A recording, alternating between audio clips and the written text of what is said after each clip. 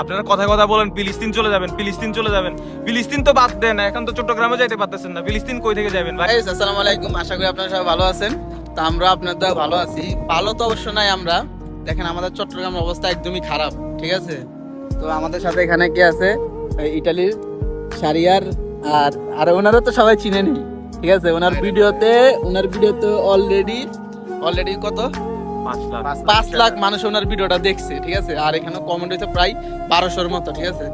তো ভাই, চট্টগ্রামে যে বন্যাটা হইতে আছে, তো দেশের অবস্থা তো অনেক খারাপ। আর এদিক দিয়ে মনে করেন আর্জেন্টিনালি আমাদের দেশের মানুষ সবাই পড়ে আছে। তো এই বিষয়ে যদি আপনারা কিছু বলতেন। আমি কালকে রাতের বিষয়টা দেখে আমি অনেক হতাশ বলতে গেলে। কালকে রাতে দেখেন আমাদের চট্টগ্রামের ভাই ব্রাদাররা পানিতে ডুবে মরতেছে, এইদিকে আমাদের ইয়ং জেনারেশনরা কি করতেছে, তারা খেলা নিয়ে মেতে আছে ভাই।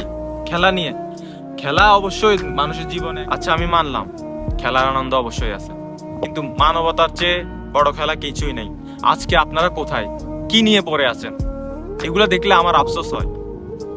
আজকে আপনারা ফুটবল খেলা নিয়ে পড়ে আছেন ভাই, ওইদিকে আমাদের ভাই বোনরা পানিতে ডুবে মরতেছে। কালকে শুনছি 35 জনের মতো মারা গেছে। এভাবে হইলে হইব? আমরা কোথায় ডুবে আছি? কবে আমাদের চোখ কান খুলবে? আমরা এখনো তাদের নিয়ে পড়ে আছি, তাদের দিয়ে আমাদের কোনো লাভ হইতেছে?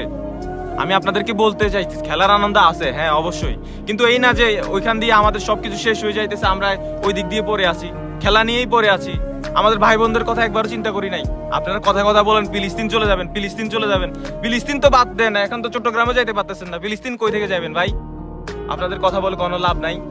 আমাদের দেশের যুব সমাজ পুরো নষ্ট হয়ে গেছে। কি বলবো আর, আফসোস করা ছাড়া কোনো কিছুই নেই। এখন আমরা উদ্যোগ নিয়েছি, আমরা এখান থেকে প্রবাস থেকে তো যতটুকু সাধ্যর ভিতরে আছে আমরা ট্রাই করতেছি করার। তো আমরা আমাদের বিকাশ নাম্বার দিয়ে দিছি, যার যতটুকু সাধ্য আছে 10 টাকা 5 টাকা পারেন দিয়ে দেন, আমরা চ্যারিটিতে ডোনেট করব, দিয়ে দেবো, তারা ওইখান থেকে হেল্প করবে।